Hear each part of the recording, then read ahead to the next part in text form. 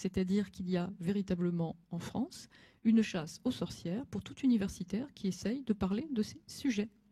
Et lorsque Marie-Monique Robin a fait son film Le Sixième Sens, Marie-Monique Robin, qui est une très grande journaliste, qui a eu un prix Albert Londres, dont on parle beaucoup aujourd'hui, dont on parle beaucoup en ce moment, parce qu'elle vient de faire un film merveilleux sur Monsanto.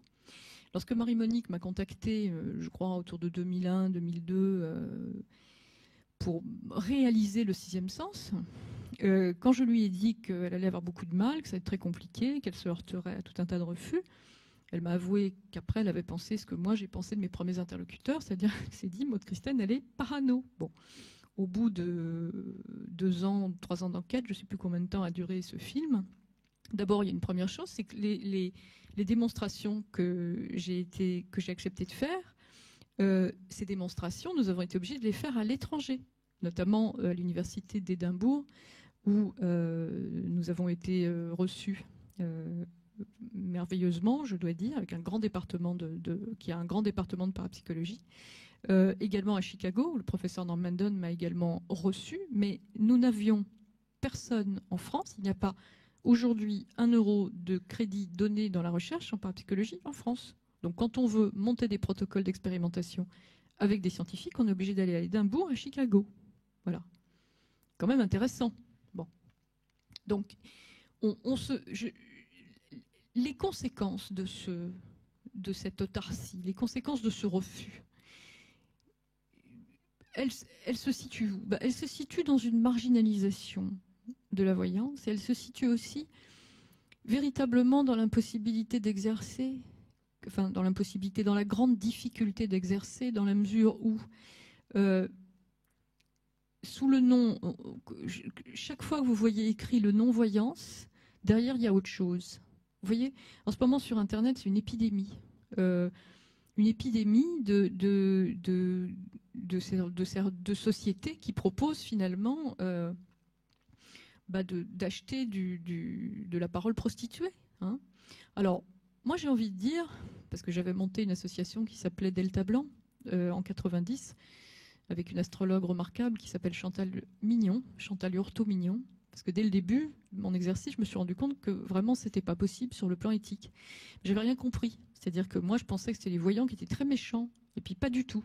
C'est simplement que dans notre culture, dans la mesure où on ne peut pas reconnaître ces phénomènes comme il le devrait, il est quasiment impossible d'exercer, et que finalement, il y a, et je l'avoue maintenant, mais vraiment très, sans la moindre gêne, une forme de complicité entre les gens qui utilisent ces services et les pseudo-voyants. C'est un accord tacite. J'ai eu l'occasion l'année dernière avec Grégory d'être invité dans une émission de télé qui s'appelle Les Maternelles. Il y avait une jeune femme qui était là, qui était tout à fait charmante, qui s'était fait escroquer, je ne sais pas combien de milliers d'euros, enfin peu importe pour nous ou pas pour elle. Et cette jeune femme a eu une parole très courageuse et très honnête quand la présentatrice lui a dit « Mais écoutez, vous pensiez vraiment que vous aviez affaire à un voyant, à des voyants ?» Elle a répondu « Ah mais pas du tout, moi je téléphonais parce que je voulais savoir ce que je voulais juste entendre ce que j'avais envie d'entendre. Je voulais entendre que la personne que j'aimais m'aimait aussi, et puis je voulais entendre que ma vie allait être dans le sens de ce que je souhaitais. » Bon. D'ailleurs, c'est pas la présentatrice qui lui a posé cette question, c'est moi. Et elle l'a parfaitement reconnu. Et elle a ajouté d'ailleurs, ce qui était merveilleux, elle l'a dit à l'antenne, et moi j'irai vraiment jamais voir quelqu'un comme vous parce que j'ai pas du tout envie de savoir au fond. Bon. Donc je crois qu'il faut arrêter, si vous voulez, quand on parle de la voyance, un coup sur deux dans les émissions, c'est il y a des charlatans. Bon, ok, il y a des charlatans, mais enfin, la plupart des gens, mis à part quand il y a des abus de faiblesse, mais ça c'est un autre dossier, avec des gens qui en effet rentrent dans la vie des autres avec soi-disant toujours cette question épineuse de la voyance gratuite, qui bien entendu, personne ne passe de publicité pour faire de la voyance gratuite. La voyance gratuite peut toujours arriver, mais c'est évidemment pas des gens qui passent de la pub qui font ça, puisqu'il faut bien qu'ils amortissent leur pub. Donc c'est un attrape-nigo qui derrière se double souvent de menaces, de menaces, d'abus de faiblesse, de chantage, hein, et de chantage à la magie, de chantage à la magie noire, de chantage à l'envoûtement. Et j'ai eu dans les mains des courriers absolument épouvantables de gens qui répondent très simplement à une demande de voyance gratuite. Alors on leur répond écoutez, vous avez une vie difficile en ce moment, enfin des choses qui sont tout à fait vagues, mais à la fois qui, quand vous les lisez, vous avez vraiment l'impression que ça vous concerne parce que c'est très bien foutu, c'est très angoissant. À la fois c'est toute la problématique humaine, le sentiment de solitude, de ne pas être toujours compris. Bon, qui n'a pas de temps en temps un sentiment de solitude et ne se sent pas incompris? Et ça se termine par « mais moi j'ai les moyens de vous aider, bien entendu vous êtes envoûté, bien entendu il faut porter tel bijou, bien entendu à telle date ». Et puis alors évidemment un renforcement de la négativité, vous êtes très très mal entouré, vous savez tout ça vient de grandes jalousies, vous avez de gros ennemis, les gens ne supportent pas votre bonheur, etc. C'est toute une succession de lettres et quand vous ne répondez pas, hein, j'ai eu des dossiers comme ça dans les mains qui sont vraiment épouvantables, quand vous ne répondez pas, moi j'ai envie de dire le ton monte, hein, cher Pierre, vraiment, je ne comprends pas pourquoi vous n'acceptez pas ma proposition avec ce pentacle magique, etc. Bon.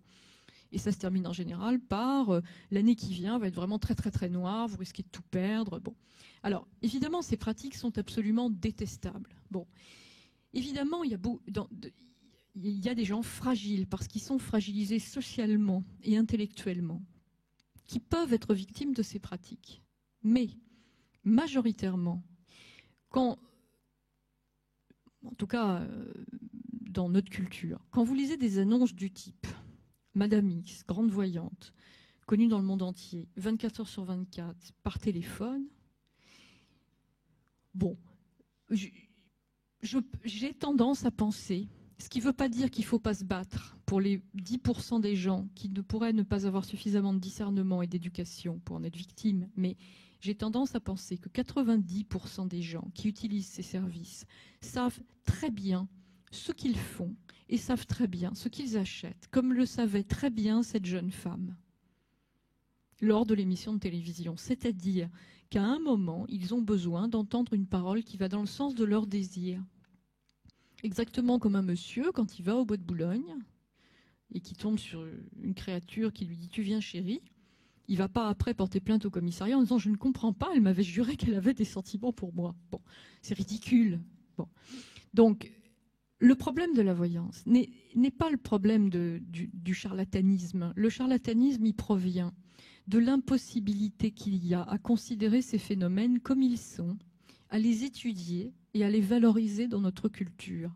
Alors, évidemment, dans la mesure où on ne peut pas les nommer, où ils ne sont pas supposés exister, le décalage est tel que quand on se retrouve face à des phénomènes de voyance, ou parce qu'on les vit soi-même, il y a beaucoup de gens qui en vivent, ou parce qu'on les découvre chez un praticien, c'est tout de même assez rigolo. Je vois assez peu de gens nouveaux, mais ça m'arrive encore. Et chaque fois que je commence, « Ah, mais c'est extraordinaire », je dis « Bah non, vous avez déjà vu ça à la télé ou sur les vidéos. » Oui, mais c'est quand même c'est extraordinaire. C'est-à-dire qu'on le vit, on le revit 2 fois, 200 fois, 300 fois, on n'arrive pas à s'y habituer. Je dis bien dans notre culture, parce que j'ai beaucoup de clients étrangers, j'ai des clients asiatiques, j'ai aussi pas mal de clients qui viennent du monde arabe.